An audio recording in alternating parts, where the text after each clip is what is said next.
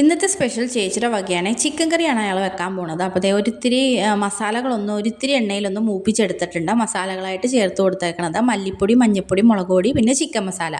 എല്ലാവരും ഈ മസാലപ്പൊടി ഒന്ന് മൂപ്പിച്ച് കൊടുത്തിട്ടുണ്ട്. അതായത് 3 പേരും പോണ വഴിക്ക് ഒന്ന് ഇളക്കി കൊടുത്തിട്ടുണ്ട്. അതിനുശേഷം മസാലകളെല്ലാം നല്ല രീതിയിൽ മൂത്തതിന് ശേഷം കഴുകി വാരി വെച്ച ചിക്കനും കൂടി ഇട്ട് ഒരിത്തിരി നേരം ഒന്ന് അടച്ചു വെച്ച് വേവിക്കുന്നുണ്ട്.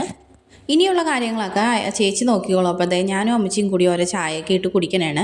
അപ്പോൾ ചിക്കൻ കറിയൊക്കെ ഇത്ര ആയിട്ടുണ്ട്. ഇനി ചേർക്കാനുള്ളത് അരിഞ്ഞു വെച്ച സവാള, പിന്നെ ഇഞ്ചിയും വെളുത്തുള്ളിയും ചതച്ച് വെച്ചത്, അതുകൂടി ഒന്ന് നല്ല രീതിയിലൊന്ന് മിക്സ് ചെയ്തെടുക്കണം. ഇനി ഇതിൽ നിന്ന് വേറെ വെള്ളം ഒഴിക്കേണ്ട ആവശ്യമില്ല. ചിക്കനിൽ നിന്ന് കുറച്ച് വെള്ളം ഇറങ്ങി വരുമല്ലോ, ആ വെള്ളത്തിൽ തന്നെ വേവിച്ചെടുത്താൽ മതി.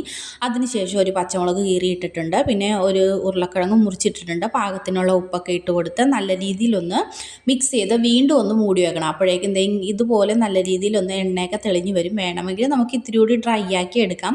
ലാസ്റ്റാണ് ഒരു തക്കാളി അരിഞ്ഞതും ചേർത്ത് കൊടുക്കുന്നത്. ലാസ്റ്റ് തക്കാളി അരിഞ്ഞത് ഇട്ട് കൊടുത്തിട്ട് വീണ്ടും ഒരു കുറച്ച് നേരം ഒന്ന് മൂടി വെച്ചിട്ടുണ്ടെങ്കിൽ നമ്മുടെ ചിക്കൻ കറി ഇവിടെ റെഡി ആയിട്ടുണ്ട്. അപ്പോൾ ഞാൻ പിള്ളേർക്കെല്ലാം ചിക്കൻ കറിയും ചോറൊക്കെ കൊടുത്തിരിക്കുകയാണ്.